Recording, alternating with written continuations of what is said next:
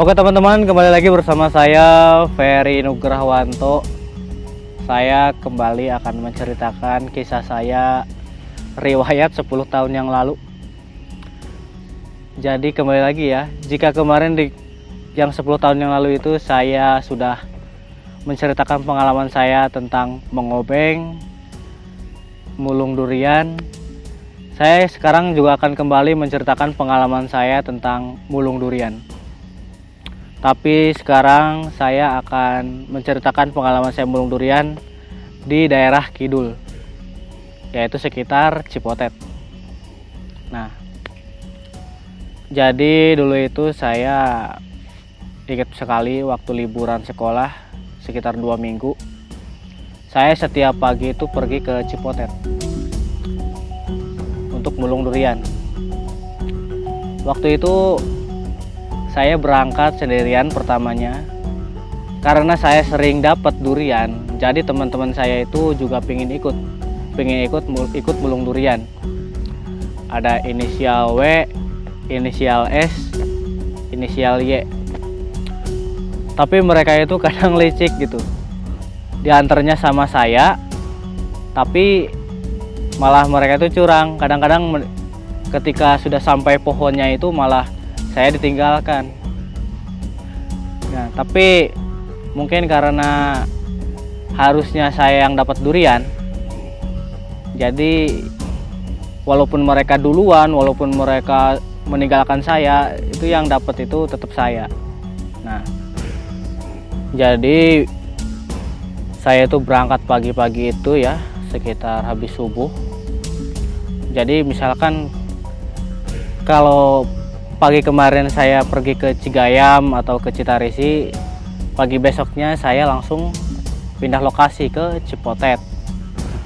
Nah gitu, saya melewati jalan, melewati sungai ya, melewati sawah, melewati bubulak. Nah, jadi sangat jauh ya perjalanan saya untuk menuju pohon durian yang saya tuju, karena saya harus melewati berbagai macam halang rintang. Saya melewati kebun awi, melewati kiara dangkak, melewati lah berbagai macam ancaman lah. Karena saya juga kalau ke Cipotet itu harus cari aman lah, karena yang di Cipotet itu kan deket jalan kan pohonnya. Sementara saya itu dulu belum punya motor ya, jadi harus belasakan lah melewati semak belukar, melewati pokoknya saya nggak mikir nanti kayak gimana gitu kan. Yang penting saya nanti dapat durian, saya bisa bawa pulang ke rumah. Saya sudah tiba di kebun jati, saya langsung mengawasi keadaan sekitar aman atau tidak. Nah, jadi suatu ketika pas saya mulung durian itu, saya pernah pas saya mau mulung durian itu duriannya kan tergeletak di nabu batur. Nah, pas saya mau mungut durian itu di durian itu ada ular. Itu ular, kalau nama daerah sini itu ular gibug. Nah,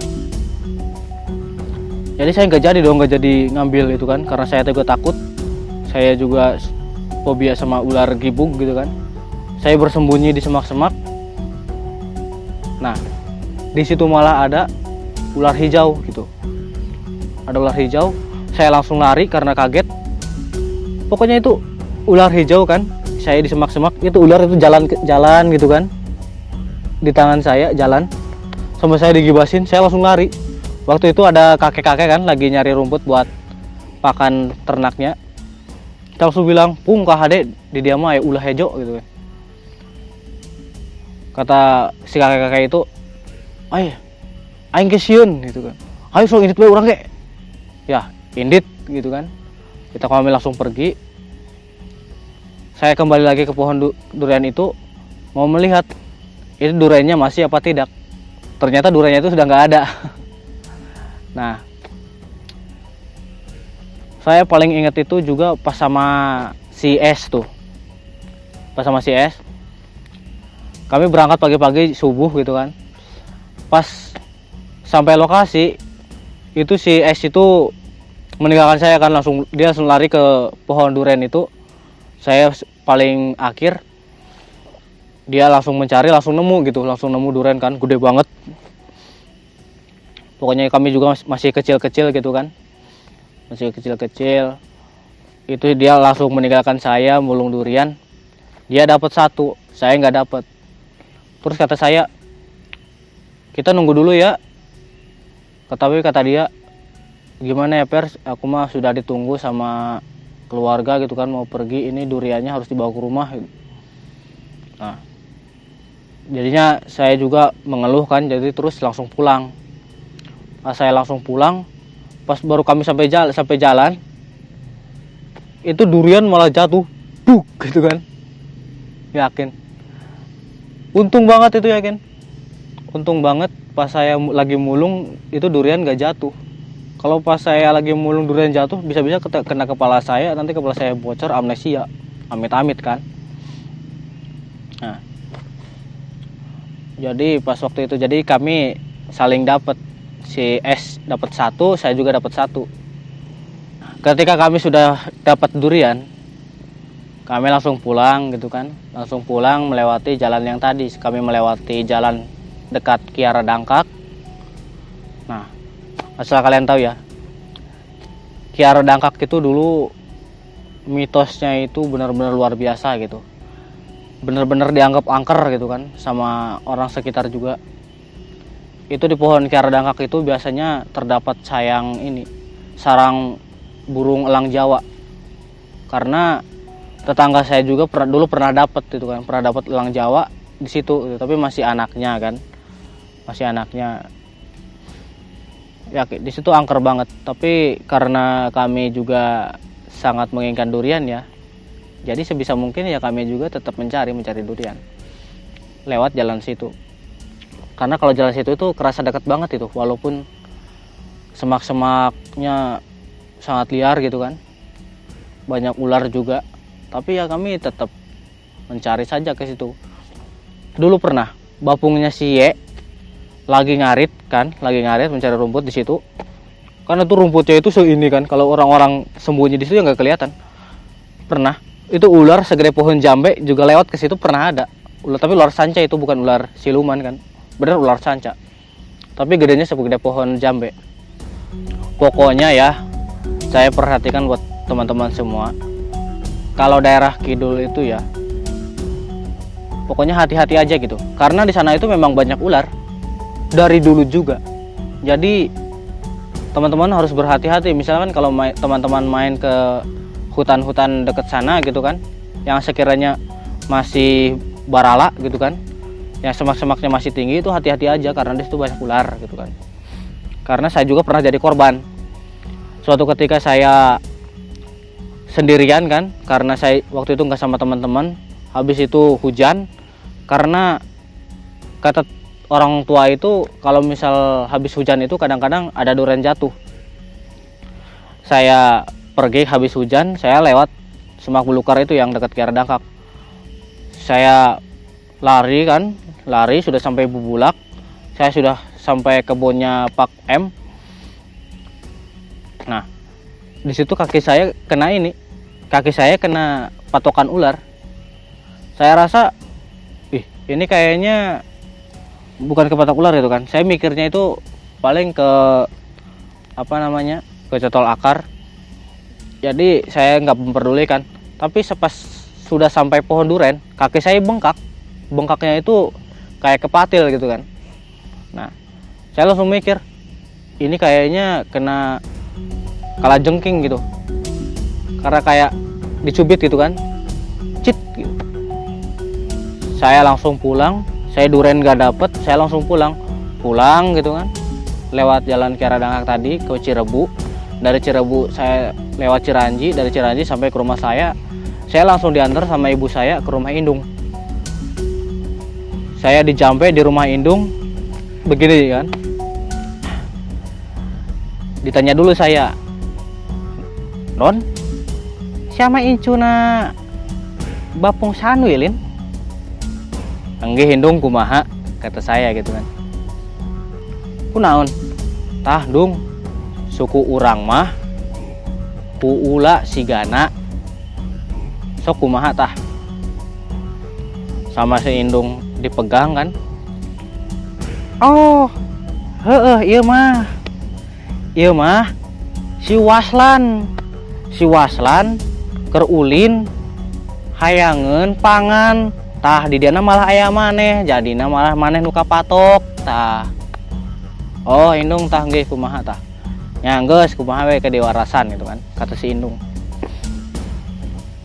Jadi saya sudah dari rumah si Indung, alhamdulillah kan, saya diobati sama si Indung, jadi bengkaknya itu nggak terlalu besar lagi, besoknya sudah sembuh lagi. Benar itu. Banyak orang-orang juga yang dari luar pesahangan itu nanyain rumahnya Indung kan, kalau yang kena patok ular gitu kan di hutan, ya nanyain rumahnya Indung, pasti di pesahangan itu pada tahu semua lah. Yang bisa ngobatin kalau kena ular pasti tahu lah Indung siapa gitu kan. Yang tahu komen aja di bawah. Nah, pokoknya itu kalau duren yang dari Cipotet itu durennya besar-besar kan. Makanya apalagi deket jalan banyak gitu, banyak orang-orang juga yang mengut durian ke sana. Kadang ada yang dapat 4 kan, paling banyak juga ada yang dapat 4, ada yang dapat 2.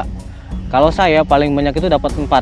Waktu itu dapat 4, saya kasihkan sama si S1, sama saya dibawa 3. Nah, pas di jalan saya ketemu kakek-kakek tinggi, sering pakai baju biru. Sekarang juga masih sok pakai baju biru tuh. Kakeknya tinggi, sok pakai baju biru. Katanya begini, "Dak, eta duren di mana? Eta mesti tinu aing," gitu kan. Kata si kakek. Kata kami, "Bukan kayak ini mah. Kami mulung di durian besar gitu kan." Emang kakek tahu apa duren yang di situ? Kata si kakek. "Ya tahu, pohon durennya itu segede gini. Itu saya lihat pinggangnya itu udah segede gini kan, pinggang si kakek-kakek itu. Padahal pohon durennya itu kan sama 2 orang itu nggak kepeluk, berani jamin. Pas saya kecil tapi ya. Kalau sekarang saya belum meluk lagi itu. Pas saya masih kecil itu yakin. Karena dia ngaku-ngaku punya dia. Itu durennya saya kasih 1 gitu kan. Padahal dia nggak tahu kan. Dia malak gitu, malak kita. Jadinya saat pulang ke rumah saya bawa 2, si S bawa 1. Saya cerita sama orang-orang. Itu si kakek-kakek itu apa ya benar gitu kan. Itu pohon punya dia. Kata orang-orang bukan punya dia mah ngaku-ngaku katanya. Oh ya udah nggak apa-apa lah. Nah jadi kayak gitu, itu kisah singkat saya kalau mulung durian di daerah Kidul gitu kan. Hati-hati aja kalau teman-teman mencari ke sana, karena saya juga berhenti mulung durian ke sana itu gara-gara ada tukang yang sering ngalaeupan embe kan.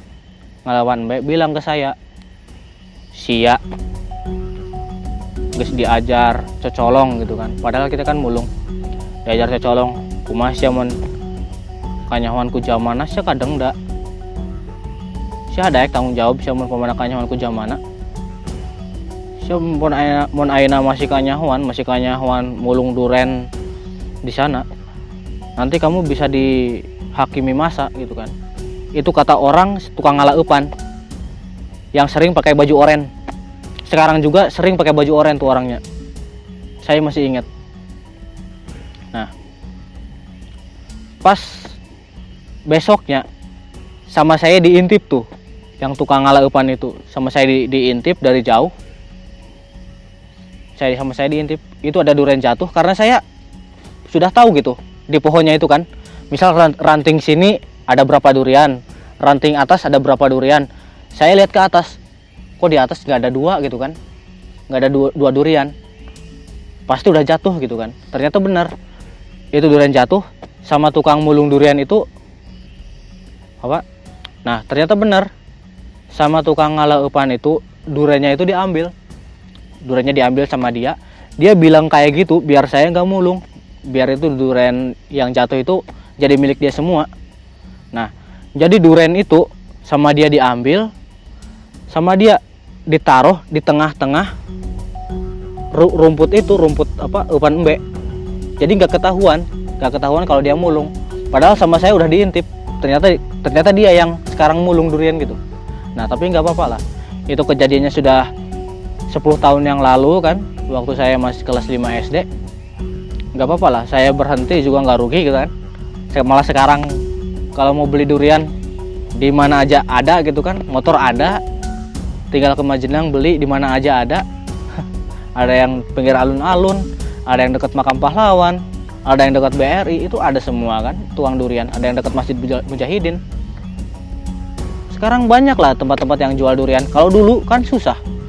Kalau dulu di Pesangan, siapa yang jual durian, siapa yang punya pohon durian, yang apalagi yang ngasih gitu kan, ya wajar lah kalau kita mulung gitu kan.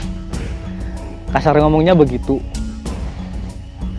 Nah, jadi itu ya cerita singkat saya saat mulung durian. Pokoknya saya dari tahun 2010 atau 2011 saya sudah berhenti gitu kan, sudah berhenti mulung durian. Banyak pengalaman-pengalaman yang saya dapat ketika mulung durian. Mungkin jika teman-teman pengen tahu lebih ketika saya mulung durian, kita ngobrol saja di rumah saya, nggak apa-apa. Banyak itu. Aslinya di daerah Kidul juga yang namanya babi hutan, yang namanya juga di situ. Apalagi yang dekat Kiara Dangkak itu mitosnya juga masih ada sampai sekarang. Walaupun pohonnya udah nggak ada. Oke, jadi cukup sekian ya. Saya Ferry Docelo pamit undur diri. Salam dan sampai jumpa.